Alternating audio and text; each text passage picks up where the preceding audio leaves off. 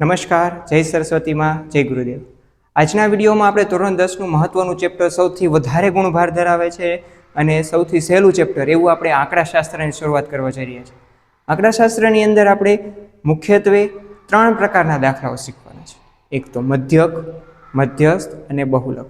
આ મુખ્ય 3 પ્રકારના દાખલાઓ અને એના સૂત્રો યાદ રાખો. સૂત્રો રીતે સરળ રીતથી યાદ રાખવાનો આપણે પ્રયત્ન કરશું અને એવી રીત શીખવાડીશ તમને કે ઝડપથી યાદ રહી જાય.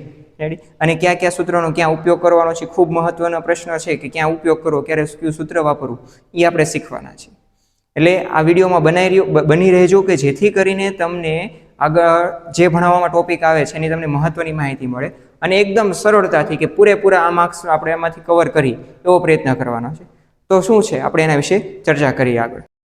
તો હવે જોઈએ સૌથી પહેલા વર્ગીકૃત અને અવર્ગીકૃત માહિતી. વર્ગીકૃત માહિતી અને અવર્ગીકૃત માહિતી શું છે એને આપણે ખાલી થોડીક માહિતી. અવર્ગીકૃત એટલે અવલોકનો સીધે સીધા આપેલા હોય. માનો તમને કહી દેવામાં આવે 1, 3, 5, 7, 8 આનો મધ્યક શોધો, તો આ વર્ગીકૃત માહિતી. કાંઈ નિયમો નથી, ખાલી અવલોકનો આપેલા. જ્યારે વર્ગીકૃત માહિતી છે ને, વર્ગ પાડેલા છે અને એના અવલોકનો આપેલા છે. ફોર એક્ઝામ્પલ કહું કે 10 ગુણ મેળવનાર વિદ્યાર્થીઓ કેટલા, તો કે 3. 12 ગુણ મેળવનાર વિદ્યાર્થીઓ કેટલા, તો કે 4. 13 ગુણ મેળવનાર વિદ્યાર્થીઓ કેટલા, તો કે 2. આવી રીતનું વ્યવસ્થિત કંઈક ગુણ મેળવેલા છે, માનો 11 ગુણ જે પણ હશે એવા ગુણ મેળવેલા વિદ્યાર્થીઓની સંખ્યા લખી, બરાબર, કે ગુણ અને એમાં વિદ્યાર્થીઓની સંખ્યા. તો આ માહિતીનું વર્ગીકરણ કર્યું કહેવાય. માહિતીનું વર્ગીકરણ 2 રીતે થાય. એક તો થશે સતત અને એક થશે અસતત. 2 રીતે વર્ગીકરણ થાય, સતત માહિતી અને અસતત માહિતી. એ આપણે રકમ જોશો એટલે ખ્યાલ આવશે, ત્યારે હું વધુ સ્પષ્ટતા આપીશ તમને કે સતત અને અસતત શું છે. અત્યારે આપણે જે શીખવાનું છે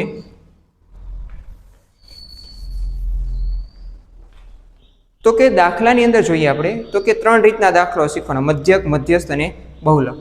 એમાં સૌથી પહેલો ટોપિક છે આપણો મધ્યક. મધ્યકમાં 3 રીતના દાખલા પૂછે. સૌથી પહેલી રીત શું છે, તો કે એક તો છે સીધી રીત.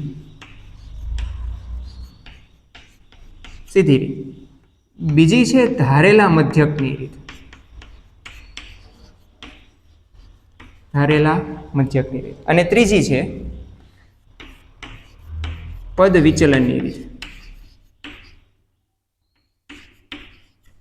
પદ વિચલનની રીત. આ 3 રીતના હમણાં સૂત્ર આપણે જોઈએ છીએ. સીધી રીત, ધારેલા મધ્યકની રીત અને પદ વિચલન. દાખલામાં ક્યાંય સ્પષ્ટતા બને ત્યાં સુધી નહીં હોય. આપણે કે યોગ્ય રીતનો ઉપયોગ કરીને દાખલો ગણો, ત્યારે આમાંથી કઈ રીત આપણે યુઝ કરવાની છે ને હું હમણાં તમને શીખવાડું. એકદમ સરળ રીતથી યાદ રહી જશે. આપણે એક એક દાખલામાં જોતા જશું કે 3 રીતના દાખલા, મધ્યકમાં 3 રીતના દાખલા પૂછાશે. આ 3. ત્યાર પછી છે આપણું મધ્યસ્થ.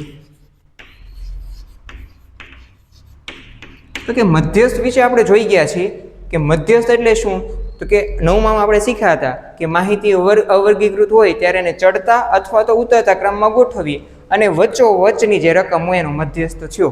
બરાબર છે. એકી સંખ્યા હોય, બેકી સંખ્યા શું છે આપણે જોઈ ગયા છે અગાઉ. રેડી, આપણે ખ્યાલ છે, ધોરણ 9માં શીખ્યા છીએ આપણે. હવે તો કે મધ્યસ્થ અહીંયા ગોતીએ છીએ ત્યારે વર્ગીકૃત માહિતી આપણે જોયું એમ સતત ને અસતત, એમાંથી આપણે સતત માહિતી હશે અને વર્ગીકૃત માહિતી આપેલી હોય ત્યારે કેવી રીતનો દાખલો ગણવાનો એનું સૂત્ર જોઈએ અમને. અને ત્યાર પછી ત્રીજો રીત છે આપણે જે શીખવાની છે બહુલક. કે બહુલક શું છે, રેડી, એના વિશે જોઈએ. કે બહુલક એટલે ધોરણ 9માં આપણે શીખ્યા હતા કે વધુ વખત આવતું અવલોકન, ચડતા ઉતરતા ક્રમમાં ગોઠવીને પછી વધુ વખત જે આવે ને આપણે ખબર પડે કે આપણો બહુલક છે.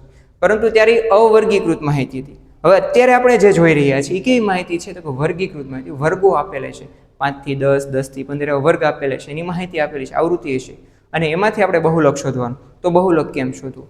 હવે પેલો પ્રશ્ન કે મધ્યક છે એનો સંકેત શું છે, તો કે x બાર. આ x ની માથે લીટો કરીને એને આપણે કહીશું x બાર. x બાર વડે દર્શાવવામાં આવે. 3 રીતમાં x બાર જ આવશે. નામ રીત ભલે અલગ અલગ, મધ્યકને x બાર કહીશું આપણે. ત્યાર પછી મધ્યસ્થ. મધ્યસ્થને દર્શાવવા માટેનો સંકેત વાપરીએ છીએ કેપિટલ M. M દ્વારા દર્શાવવામાં આવે છે. અને ત્યાર પછી બહુલક. બહુલક માટેનો સંકેત છે કેપિટલ Z. હવે 3 રીતના આપણે એક એક સૂત્ર જોઈએ, બરાબર છે. મધ્યક અને સીધી રીતે છે તો એનું સૂત્ર આવશે x બાર બરાબર સિગ્મા fi xi છેદમાં સિગ્મા xi. હવે શું છે તો સિગ્મા એફઆઈ એક્સઆઈ ના છેદમાં સિગ્મા એફઆઈ. સિગ્મા એટલે શું? સિગ્મા જે આ સંકેત છે કદાચ લખવામાં થોડી ઘણી મિસ્ટેક લાગે, પરંતુ આડા ઈ જેવો છે, ડબલ્યુ જેવો છે, એને સિગ્મા કહેવાય. સિગ્મા એટલે સરવાળો, અવલોકનોનો સરવાળો કરવાનો. સિગ્મા એટલે કોઈ પણનો સરવાળો. તો સિગ્મા એફઆઈ એક્સઆઈ છેદમાં સિગ્મા એફઆઈ, આ સીધી રીતનું સૂત્ર થયું. ત્યાર પછી છે ધારેલા મધ્યકની રીત. તો કે એક્સ બાર બરાબર શું છે તો કે એ પ્લસ સિગ્મા એફઆઈ ડીઆઈ છેદમાં સિગ્મા એફઆઈ. આ થઈ ગયું આપણે ધારેલા રીતનું સૂત્ર. એફઆઈ ને ડીઆઈ ને શું છે એ બધું સમજાવું છું. પહેલા આપણે સૂત્ર જોઈએ ખાલી કે સિગ્મા એફઆઈ એક્સઆઈ ના છેદમાં સિગ્મા એફઆઈ, પછી ધારેલા મધ્યકમાં એ પ્લસ સિગ્મા એફઆઈ ડીઆઈ ના છેદમાં સિગ્મા એફઆઈ, અને ત્યાર પછી છે પદ વિચલન. તો એમાં એક્સ બાર બરાબર સૂત્ર લઈશું એ પ્લસ સિગ્મા એફઆઈ યુઆઈ છેદમાં સિગ્મા એફઆઈ ગુણ્યા એચ. આ સૂત્ર એનું થઈ ગયું. 3 સૂત્ર એકદમ સરળ રીતથી આપણે શીખ્યા. પુસ્તકમાં થોડીક સમજૂતી વધારે છે, આપણે એટલું જોઈએ છે, જરૂર છે એટલું શીખીએ. એફઆઈ એક્સઆઈ, એફઆઈ ડીઆઈ ને એફઆઈ યુઆઈ વાળી રીત, આ 3 રીત આપણી થઈ ગઈ. સીધી રીત, ધારેલા મધ્યકની રીત અને પદ વિચલન. આ બંનેમાં સમાનતા એ થઈ આપણે જો કે આમાં એ પ્લસ તો એ પ્લસ આવે, પણ ડી ની જગ્યાએ યુઆઈ આવે અને ગુણ્યા એચ થી વર્ગ લંબાઈ, એ આપણે શીખીએ હમણાં આગળ. ત્યાર પછી છે આપણે મધ્યસ્થ. મધ્યસ્થ માટેનું સૂત્ર કે એમ બરાબર, તો કે એમ બરાબર લેશું એટલે કે આવશે એલ પ્લસ બીજે બીસીડી નો એલ લખીએ, એલ પ્લસ શું કરીએ છીએ તો કે મોટા કૌંસની અંદર એન ના છેદમાં 2 માઇનસ સીએફ છેદમાં એફ મોટો કૌંસ પૂરો ગુણ્યા એચ. આ એનું સૂત્ર. એક એક પદ વિશેની માહિતી હમણાં આપણે મેળવીએ છીએ. પહેલા સૂત્ર લખી લઈએ, સ્ક્રીનશોટ લઈ લેજો જેથી તમને યાદ રહી જાય અને લખવામાં સરળતા. એમ બરાબર સૂત્ર. હવે લખીએ છીએ ઝેડ માટેનું સૂત્ર. તો કે ઝેડ બરાબર શું આવશે તો કે એમાં આવશે એલ જ તે એલ પ્લસ મોટા કૌંસની અંદર લખીએ કે F1 માઇનસ F0, નીચે થોડો ક્રમ લખીએ છીએ ક્રમાંક, છેદમાં 2F1 2F1 minus F0 minus F2 ગુણ્યા કરીએ છીએ H. આ આપણા મહત્વના સૂત્ર થઈ ગયા. પછી જેના પેટા સૂત્રની અમુક જરૂર પડશે, આપણે પેટા સૂત્ર અને અમુક આપણે જે આને પદ શું છે સાહેબ એ શું છે એ આપણે હવે સમજીએ છીએ ડિસ્ક્રિપ્શનમાં કે પદ શું છે, કેવી રીતના પદ મેળવે કે સાહેબ F1 એટલે શું, F0 એટલે શું, પ્રશ્ન થાય આપણને, n/2 શું છે, CF શું છે, FIU શું, આ બધાની એવું માહિતી એક એક આપણે જોતા જઈએ છીએ. હવે સૌથી પહેલા સિગ્મા એફઆઈ એક્સઆઈ જોઈએ, એનું એક રકમ જોઈએ, ઉદાહરણ જોઈએ અને પછી એનો દાખલો જોઈએ, એટલે આપણે ખબર પડે કે સાહેબ એફઆઈ અને એક્સઆઈ શું છે, સિગ્મા શું છે એ જોઈએ. એટલે પેલો આપણે સીધી રીતનો એક દાખલો જોઈએ છીએ એટલે આપણે ખ્યાલ આવશે, પછી એક એક પદ અને એની સમજૂતી મેળવતા જોઈએ છીએ. ચાલો તો રકમ જોઈએ પહેલા આપણે સિગ્મા, પછી પહેલા આપ જોઈએ એફઆઈ અને એક્સઆઈ. એફઆઈ એક્સઆઈ શું છે તો કે પહેલા માનો કે એમ લખું છે કોઈ વિદ્યાર્થીઓને ગુણ મળ્યા છે, માનો કે મેં 10 માર્ક્સની ટેસ્ટ લીધી તો માનો કે મેળવેલ ગુણ છે આપણે એવું લખીએ, મેળવેલ ગુણ.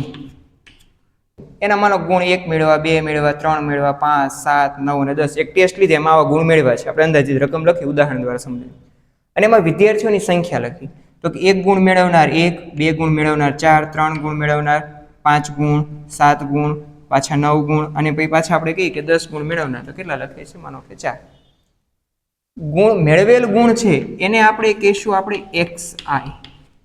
xi એટલે આપણે કિંમત છે નો દાખલો ગણી છે xi બરાબર, એને મેળવેલ ગુણને આપણે કહીશું xi.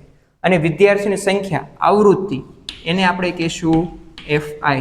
તો આપણું પેલું છે fi xi એટલે કે બંનેનો ગુણાકાર થાય એટલે તો પહેલી કોલમ બનશે આપણી fi xi. તો આનો ગુણાકાર કરીએ તો કે 1 એકુ 1, 2 ચોકુ 8 ગુણાકાર કરીએ છીએ ને સામે મેળવતા જઈશું, ગુણાકાર કરીને સામે મેળવીએ છીએ. 3 2 તો કે 6, પછી 5 એકા તો કે 5, 7 ચોકુ 28, 9 પંચા 45 અને 10 ચોકુ 40. આ એની કોલમ બની સિગ્મા એફઆઈ એક્સઆઈ બની. સોરી, હવે સિગ્મા એટલે એનો સરવાળો કરીએ એટલે આપણો સિગ્મા મળી જાય. આપણે સિગ્મા મેળવવો છે એટલે સિગ્મા એટલે શું તો કે આનો સરવાળો એકદમ ઈઝી. આ બંને રકમ આપણે દાખલામાં આપેલી જ હશે, આપણે ખાલી આ બનાવવાનું છે કે એને ગોઠવવાનો છે. એને પહેલા એને એફઆઈ કહી દઈએ ગુણને, અને વિદ્યાર્થીની સંખ્યા છે ને સંખ્યાને આપણે કહી દઈશું એફઆઈ. હવે બંનેનો ગુણાકાર કરતા આપણે આવડશે તો એકદમ સરળ થઈ ગયું. હવે ગુણાકાર કરીએ તો કે 8 ને 1 9, 9 માં 6 નાખીએ એટલે કે 9 6 15, 15 ને 5 20, 20 ને 8 28, 28 ને 29 30 31 32 33, 33 નો તગડો વધી 3, 3 ને 2 5, 5, 5 ને ટોટલ આ થશે 8, 8 ને 5 કેટલા થશે 133.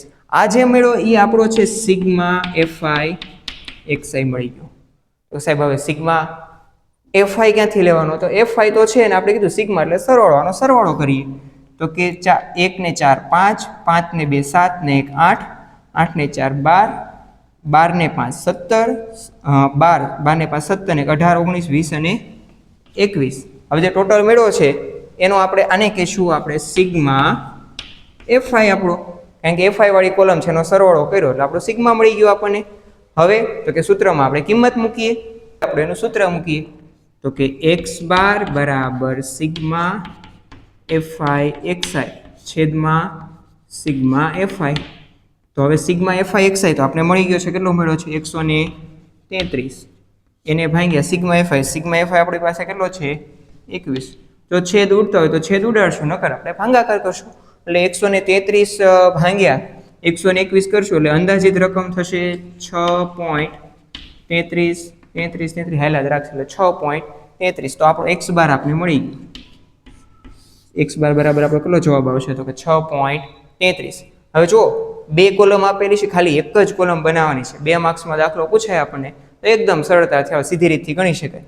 આની સરવાળો કરશું આપણે સિગ્મા fi નો, fi xi ની કોલમ તો બંનેનો ગુણાકાર કરતા હતા આપણે આવડશે, ગુણાકાર કરીને સરવાળો કરો, બે કોલમ બની ગઈ. સીધું સિમ્પલ સૂત્ર કે fi xi છેદમાં સિગ્મા fi એનો ભાગાકાર કરો એટલે જવાબ આવી જશે. રેડી? આ થઈ સીધી રીત. હવેની આપણી બીજી રીત છે એ આપણે આગળના વિડીયોમાં જોઈએ છીએ. આભાર.